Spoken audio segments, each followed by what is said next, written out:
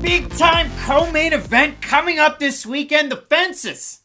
That's where the pit's going to be swinging. Daniel Pineda looking to stamp his place in the rankings of the top 15 in the UFC's featherweight division, taking on the 15th ranked featherweight, Bruce Leeroy, Alex Caceres. And Alex Caceres, over his last 7 fights, has been absolutely amazing. This is a guy that came into the Ultimate Fighter Season 12, and I know Caceres is actually 3 years younger than Daniel Pineda. He made his UFC debut a year earlier than Pineda, who had his own run back in the 2012 region. Now, Pineda's wasn't all that great. He had to go rework his craft on the regional scene. He ends up in the PFL on Season 2, was supposed to fight for the $1 million against the party, Lance Palmer. Elevated levels of testosterone, ended up kicking him out of that. But in one night, he finished Junior Bacon Cheeseburger, Jeremy Kennedy, and Mavlid Haibulaev, who doesn't have a loss on his record, by finish in each of those first rounds. Daniel Pineda has finished every single one of his 28 professional wins.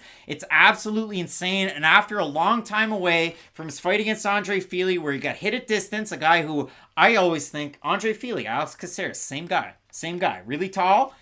They prod from the outside. Same guy. But when you look at it for Pineda, that eye poke was a game changer. He had injuries that took him away from that fight into his fight against Tucker Lutz. And as a giant underdog against Tucker Lutz, I mean, we're talking the heavy overhands. We're talking about his wrestling and his submission abilities against Lutz. He was able to get a second round finish win there. The Herbert Burns win that he had to make his UFC debut was very impressive.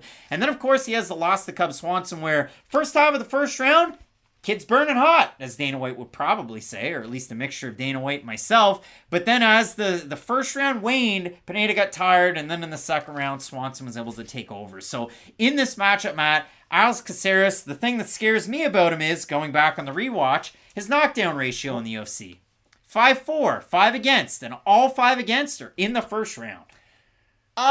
I'm a lot more worried about Alex Caceres getting held down on the mat, personally, because Caceres is an odd fighter. He's extremely well-rounded, but he will have kind of lapses in judgment every now and then, even in fights where he's winning. And it has been odd, because like you say, Caceres reminds me a lot of the career of Angela Hill. And I only say it for this reason. Angela Hill, we have seen every single one of her fights in the professional stage, right? Like, she basically entered in the UFC, went to Invicta, came right back to the UFC. Caceres did have some fights before he went into the Ultimate Fighter, but for the most part, we have seen the majority of his progression throughout the UFC, and let's just be honest, it took him a while to figure it out. He always had a high-level skill set. He main evented a show against Yair Rodriguez years back, and it was a close decision. Exactly. A split fight of the night against a guy who is now going to fight for the title. So it shows you where Alex Caceres once was in the division, but his skill set never really evolved. Guys could get on the inside, make him uncomfortable, so okay, now he's not winning everything on the feet. Then it was, guys can take him down and they can hold him down. Well, now he's not winning everything on the mat. The thing about Caceres, though, that I do like is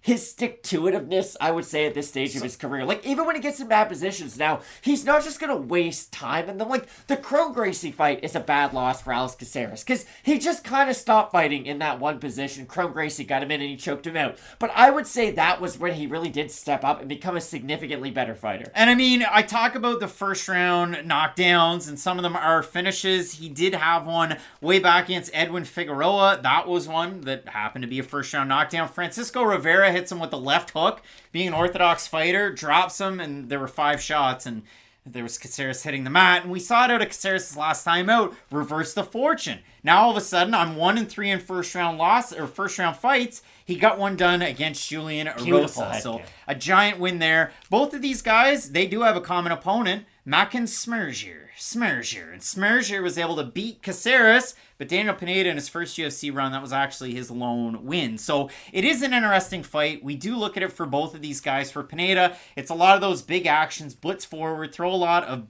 wonky hooks, and then he's able to close the distance up against the fence. That's a hard word. Cage. And then get the takedown, and then try and implement his jiu-jitsu with Caceres. Sometimes it works out great for him in some of those compromised positions, you would think. Sometimes it ends up like the Jason Knight fight, where we're goofing around on the ground and then he ends up getting finished. So I'm eager to see this fight because it is a tricky one. Again, Pineda, 37.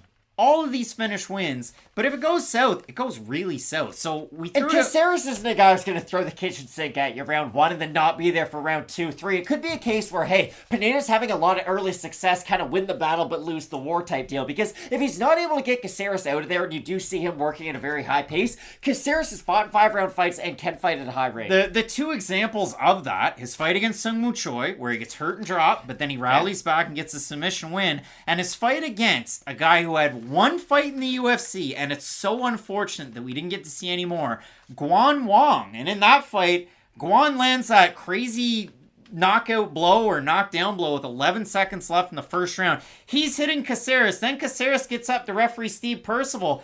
Baby deer legs. Wong's celebrating like he won the fight because it looked like he did. And then for some stretch, Caceres was able to go out there to the second round. Eddie Cha in the corner for that one. And Caceres wins the second and the third. It's a split decision, it was a split decision win for Guan Wong, but a crazy fight nonetheless. So we threw this one out there to you over on YouTube in the community tab. You guys voted on it. 77% going with Caceres. Airdog saying Bruce Jumpins. Bruce Leeroy looked impressive against Juicy J. Leeroy all day. And Artem MMA saying Caceres round 3 finish over gassed out Pineda.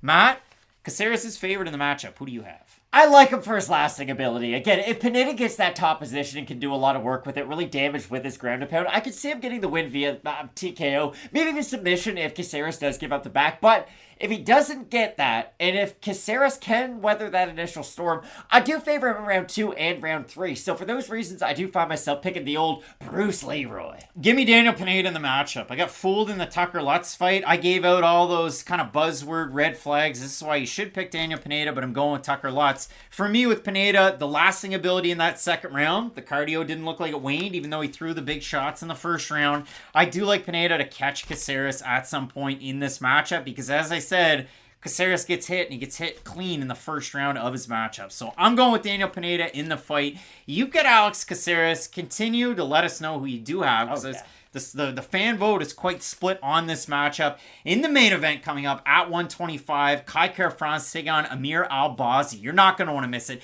Keep it locked in with Fight Night Picks, we always say. Let's get into it.